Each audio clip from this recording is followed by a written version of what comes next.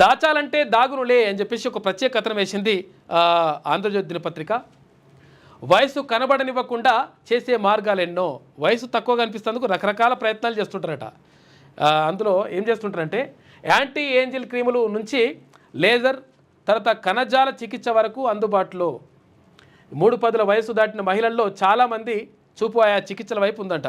30 ఏళ్ళు దాటిన మహిళలు ఎవరైతే ఉంటారో వాళ్ళు మంచిగా కొంచెం తక్కువ ఏజ్ కనిపించాలని చెప్పేసి చూస్తుంటారట.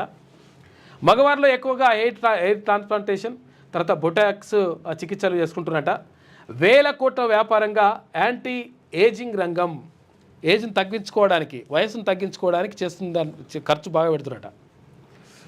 అర్హత లేని వారితో ఈ చికిత్సలు చేయించుకుంటే కష్టాలు కోరి తెచ్చుకున్నట్లే అని చెప్పేసి ప్లాస్టిక్ సర్జన్ల హెచ్చరిక అని చెప్పేసి ఒక వార్త కనిపిస్తూ ఉంది. ఆమె ఓ ఫేజ్ 3 సెలబ్రిటీ. ఇటీవలే మనవరాలికి ఓనీల ఫంక్షన్ చేసింది. అప్పటిదాకా చాలామందికి ఆమె వయసు హాఫ్ సెంచరీ దాటిందని తెలియదంటే ఆశ్చర్యమే. ఎందుకంటే ఆమె ముఖంలో చూద్దామన్న వాగ్దక్యపు ఛాయలు కనబడవు. అలా కనబడకుండా ఉండడానికి ఆమె ఏం మాయ చేస్తోందో అని చెప్పేసి రకరకాలుగా క్రీములు రకరకాలుగా ఇవన్నీ చేస్తూ ఉంటారు. ఫేషియల్ చేయించుకుంటారు, ఐబ్రోస్ చేయించుకుంటారు, రకరకాలుగా ఉంటాయి బ్యూటీ పార్లర్లు ఇట్లా వెళ్ళడంతో పాటు ఇవే కాకుండా కణజాల మార్పిడి, తర్వాత ఈ ఇంజక్షన్లు ఇచ్చుకొని అట్లా చికిత్సలు చేయించుకుంటారట. Plastic surgery చేయించుకుంటారట. రకరకాలు ఇట్లా చేయించుకొని ఏజ్ తక్కువ కనిపించడానికి ప్రయత్నం చేస్తున్నారట. మనిషి ఎన్ని సాధించినా తప్పించుకోలేనివి జర అంటే ముసలితనం, మరణం అని చాలామంది ఆధ్యాత్మికవేత్తలు చెబుతుంటారు. రోగం, జర, మరణం ప్రతి ప్రాణికి తప్పవని తెలుసుకున్నాకే రాజకుమారుడైనటువంటి సిద్ధార్థుడు తపస్సు చేసి బుద్ధుడయ్యాడు. కానీ అదంతా గతం.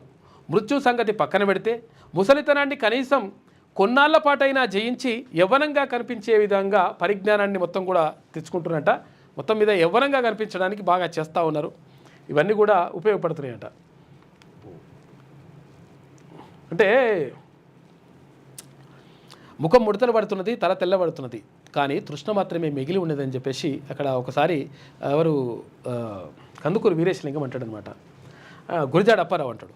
అంటే ముఖం ముడతలు పడుతున్నది, తల తెల్లబడుతున్నది, కానీ తృష్ణ మాత్రమే అంటే ఆశ అనేటువంటిది, కోరిక అనేటువంటిది ఇంకా మిగిలే ఉన్నది.